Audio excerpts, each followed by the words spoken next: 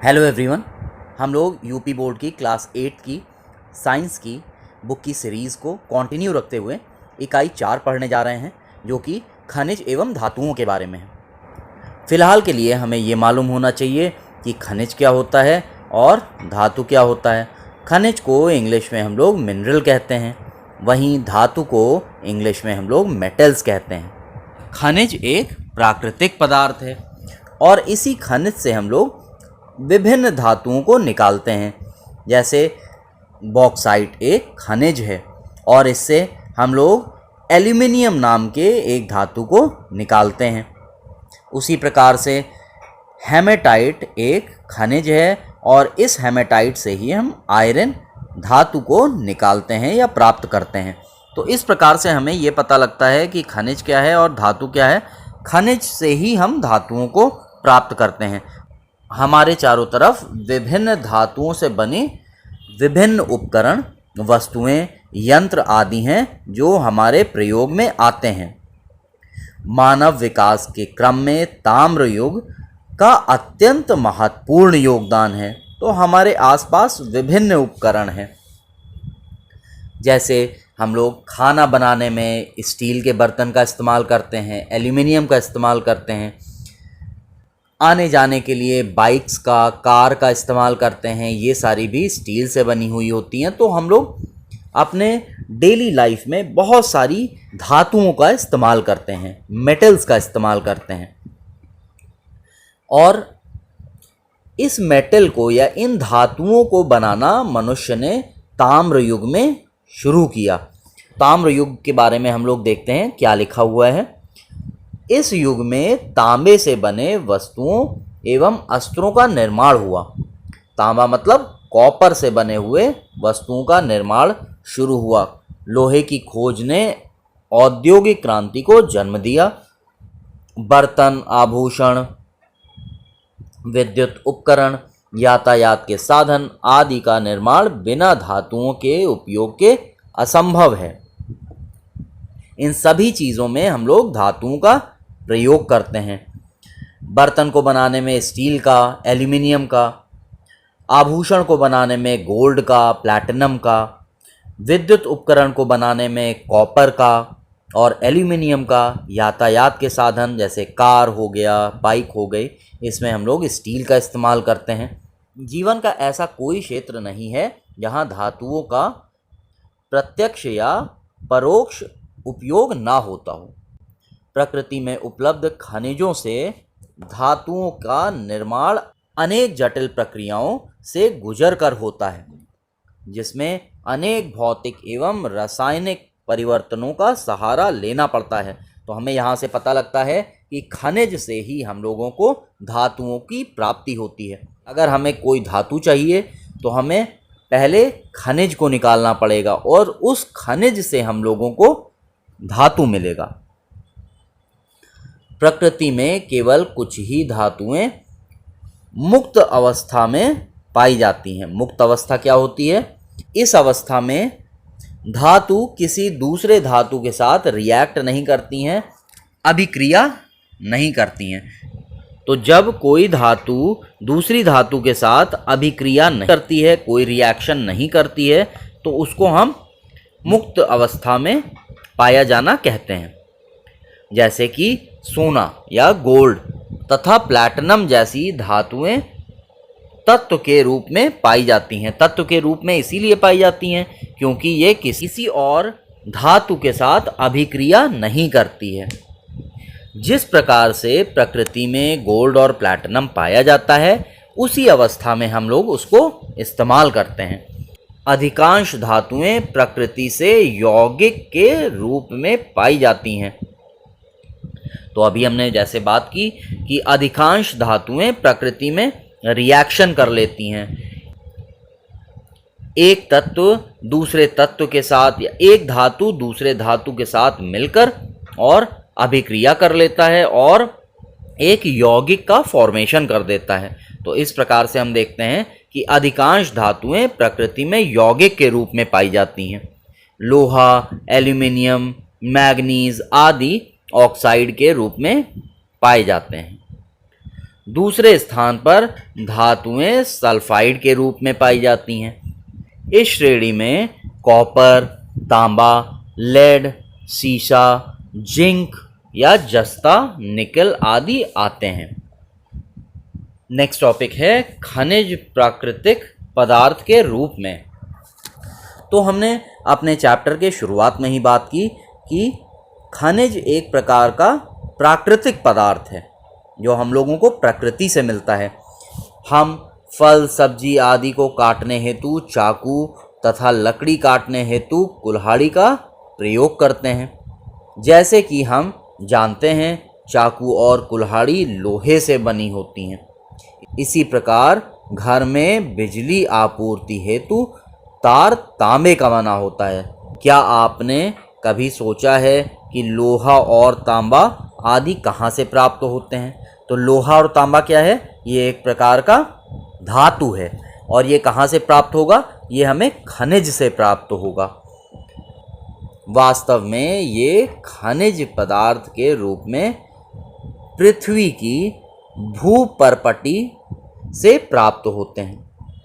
तो हमें यहाँ पे ये पता लगता है कि खनिज पदार्थ, तो लोहा, तांबा, ये सारे धातु हम लोगों को खनिज से प्राप्त होते हैं। और ये खनिज कहाँ प्राप्त होते हैं?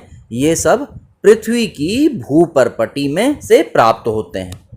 भूपर्पटी का मतलब ये होता है कि अगर ये हमारे पृथ्वी की सतह है तो इससे कुछ किलोमीटर तक अगर हम इस ज़मीन की सतह को हटाएंगे तो हमें यहाँ पर विभिन्न प्रकार के खनिज प्राप्त होंगे।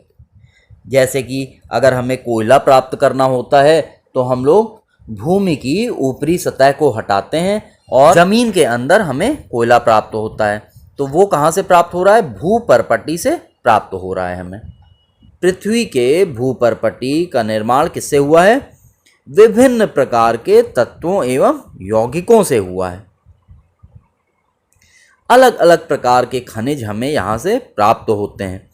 भूपर्पटी में प्राकृतिक रूप से पाए जाने वाले अकार्बनिक तत्व तथा यौगिकों को खनिज कहते हैं। तो हमें यहाँ से ये पता लग गया कि खनिज क्या होते हैं। खनिज भूपर्पटी से प्राप्त होते हैं और ये प्राकृतिक संसाधन हैं जो कि अकार्बनिक होते हैं और ये तत्व भी हो सकते हैं और यौगिक भी हो सकते हैं। तत्व का मतलब होता है बिना किसी मिलावट के, जैसे कि गोल्ड। यौगिक का मतलब ये हुआ कि अलग अलग तत्व मिल जाते हैं और फिर वो यौगिक का फॉर्मेशन करते हैं। तो अगर क्वेश्चन आता है कि खनिज क्या होता है, तो खनिज एक प्राकृतिक रूप में पाए जाने वाला अकार्बनिक तत्व या यौगिक है, ठीक है, जो कि हमें भूपर्पटी से प्राप्त होता है। इसके एग्जाम्पल देखते हैं। तो इसका एग्जाम्पल है quartz, mica, hematite, bauxite, argentite और ग्रेनाइट। ये एग्जाम्पल्स हमें याद रखने हैं।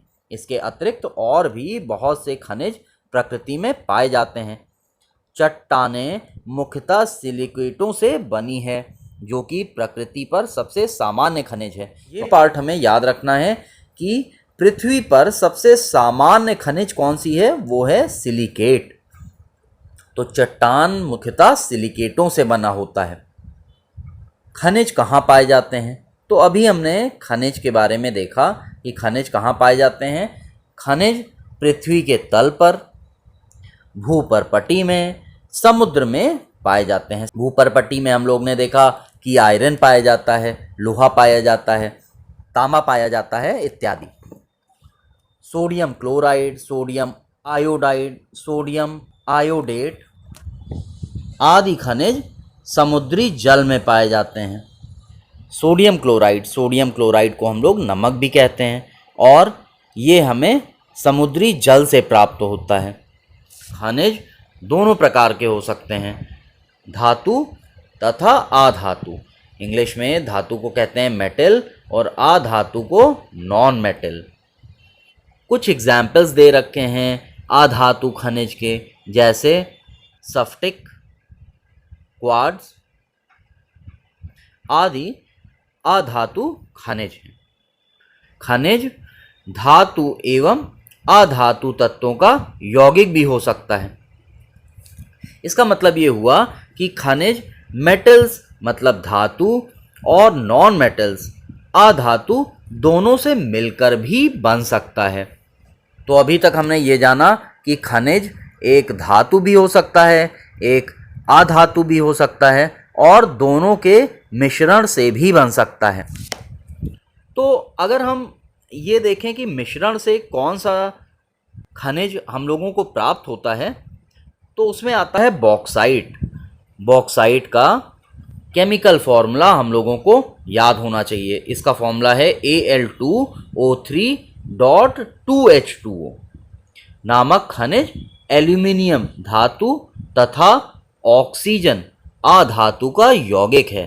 तो यहाँ पे बताया जा रहा है कि Al2O3.2H2O ये एक प्रकार का खनिज है और इसमें एल्यूमिनियम धातु है तथा ऑक्सीजन अधातु है और इन दोनों के कॉम्बिनेशन से, इन दोनों के मिलने से Al2O3.2H2O बना है, मतलब बॉक्साइट बना है।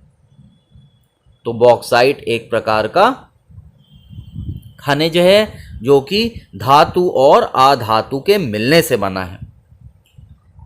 अधिकांश धातुएं संयुक्त अवस्था में अपने यौगिक के रूप में प्राप्त होती हैं। तो अभी हम लोग ने डिस्कस किया कि मुक्त अवस्था में सिर्फ गोल्ड, प्लैटिनम और बहुत ही कम वस्तुएं या बहुत कम धातुएं ऐसी हैं जो कि मुक्त अवस्था में पाई जाती हैं। उदाहरण के लिए सोना तथा प्लैटिनम जैसी धातुएं तत्व के रूप में पाई जाती हैं।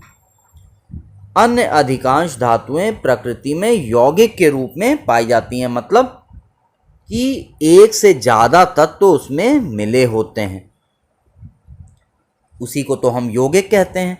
तो अधिकांश धातुएं ऐसी होती हैं जो कि दो या दो से ज़्यादा तत्वों से मिलके बनी होती हैं।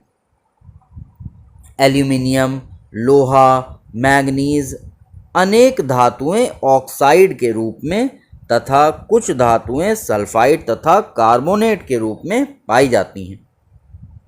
तो यहाँ से हमें एक बात क्लियर हो गई कि खनिज क्या होता है। खनिज को हम लोग इंग्लिश में मिनरल भी कहते हैं और ये एक प्राकृतिक रूप में पाई जाने वाली अकार्बनिक तत्व है। ये यौगिक के रूप में भी पाई जा सकती है और ये हमें भूपर्पटी से प्राप्त होती है।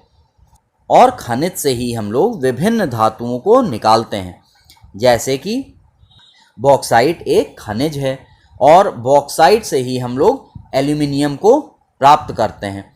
नेक्स्ट टॉपिक है अयस्क। लगभग सभी चट्टानों में कुछ न कुछ मात्रा में धात्विक खनिज पाए जाते हैं, परंतु कुछ में धातु की मात्रा इतनी कम होती है कि उससे धातु को निकालना कठिन हो जाता है और साथ ही साथ वो महंगा भी पड़ता है। यदि खनिज में धातु की मात्रा अधिक होती है तो उससे धातु का निष्कर्षण सरल एवं लाभकर होता है, जिससे धातु का निष्कर्षण अधिक मात्रा में सरलता से एवं कम लागत में हो जाता है। अयस्क या ओर कहलाते हैं। तो हमें यहाँ से ये समझ में आता है कि अयस्क क्या होता है। हम लोग ने अभी देखा कि ये एक खनिज है। इस खनिज में विभिन्न प्रकार के तत्व पाए जाते हैं।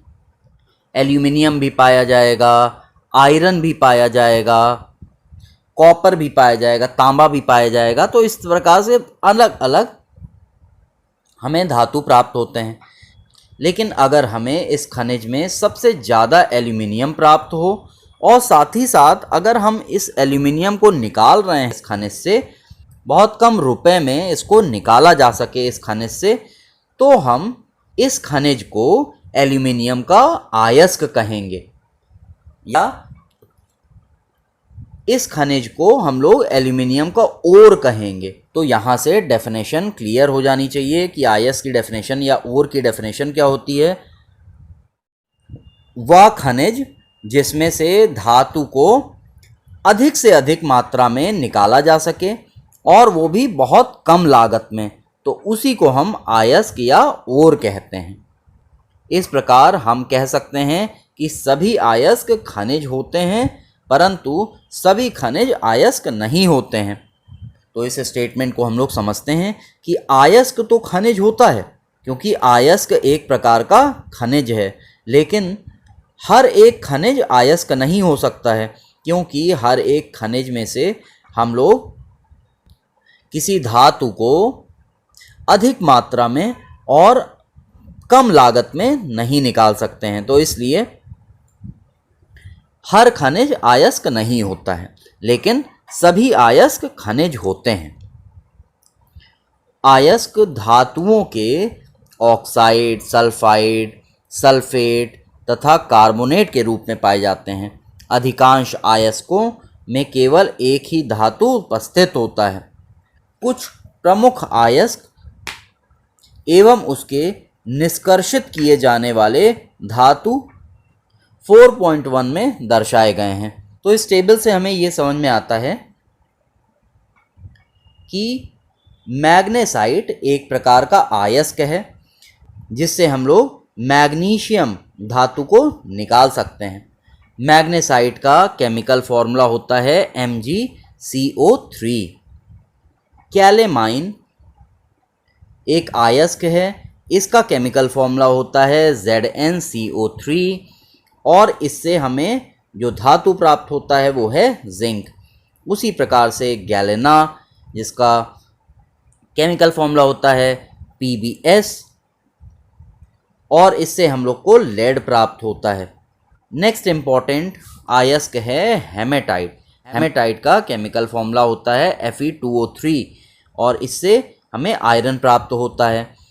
बॉक्साइट, जिसका केमिकल फॉर्मूला होता है Al2O3.2H2O, उससे हमें एल्यूमिनियम प्राप्त होता है। और अर्जेंटाइट, जिसका केमिकल फॉर्मूला होता है Ag2S और इससे हमें सल्फ़र की प्राप्ति होती है।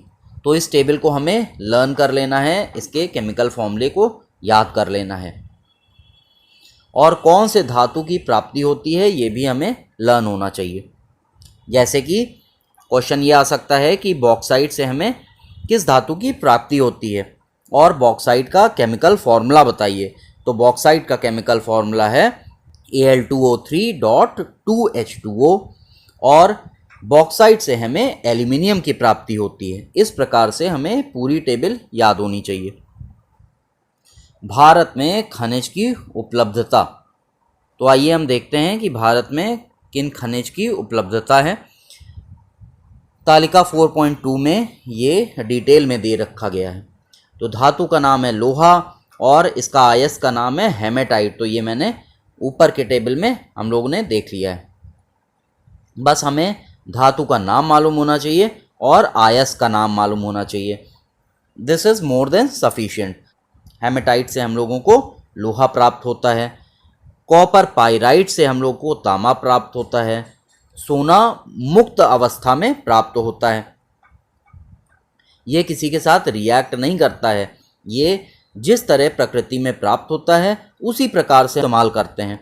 बॉक्साइट से हमें एल्यूमिनियम की प्राप्ति होती है और चूना पत्थर से हम लोगों को कैल्शियम की प्राप्ति होती है। चूना। इन धात्विक खनिजों के अतिरिक्त देश में कुछ अधात्विक खनिज जैसे आभ्रक, कोयला, पेट्रोलियम पाए जाते हैं। पेट्रोलियम द्रव्य अवस्था में भूपर्पटी से प्राप्त होते हैं कि पेट्रोलियम द्रव्य के फॉर्म में होते हैं और ये भूपर्पटी से प्राप्त किए जाते हैं। ज़मीन के अंदर से या भूमि के अंदर से हम पेट्रोलियम को प्राप्त करते हैं, इसलिए इसे खनिज तेल भी कहा जाता है। खनिज तेल या मिनरल ऑयल कहते हैं इसको। अपने देश में इसकी उपलब्धता निम्नलिखित तालिका में प्रदर्शित है। आभ्रक एक अधात्विक खनिज है जिससे हमें सिलिकॉन और ऑक्सीजन की प्राप्ति हो रही है और ये एक अधातु हैं। उसी प्रकार से अधात्विक खनिज जैसे संगमरमर या चूना पत्थर से हमें कौन सा अधातु प्राप्त हो रहा है, वो है कार्बन। अधात्विक खनिज पेट्रोलियम से हमें कार्बन और एवं हाइड्रोजन प्राप्त हो रहा है। वहीं अधात्विक खनिज कोयला से हमें कार्बन की प्राप्ति हो रही है। अयस्क प्रकृति में पाए जाने वाला वह खनिज है जिसमें से एक या एक से अधिक धातुओं या अधातुओं को लाभदायक रूप में निकाला जा सकता है। अयस्क से धातु या अधातु प्राप्त करने और उन्हें विभिन्न उपयोगों के लिए शुद्ध करने के विज्ञान को मेटलर्जी या धातु कर्म कहते हैं। तो मेटलर्जी एक प्रकार का विज्ञान है जिसमें हम लोग धातुओं को या अधातुओं को शुद्ध करते हैं। जो धातु और अधातु हम लोग अयस्क से प्राप्त करते हैं। कुछ और भी जानें।